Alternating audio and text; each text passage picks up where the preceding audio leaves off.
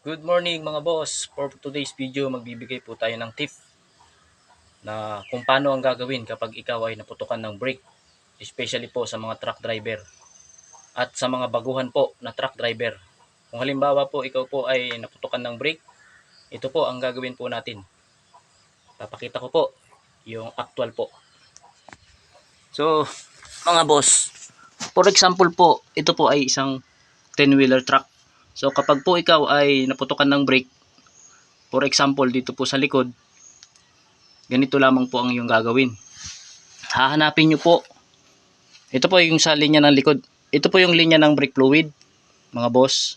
Hanapin nyo po yung flexible hose na pwedeng ipitan ng vice grip para po hindi po maubos ang fluid. Ito po. Ito po. Kiklip lamang po natin to para ma-lessens po natin o mapigilan po natin yung pagtagas po ng brake fluid.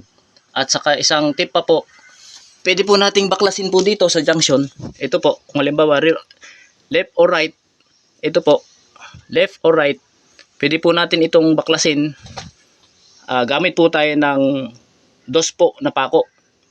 O barahan po natin yung butas, saka ibalik po natin para po mapigilan po yung pagtagas po ng brake fluid.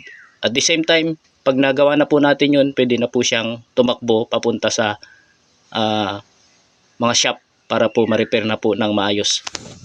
So, yun po ang gagawin po natin for today's video dahil naputukan po tayo ng brake. So, update ko na lang po kayo pag magawa po itong aking ginagawa. Salamat po.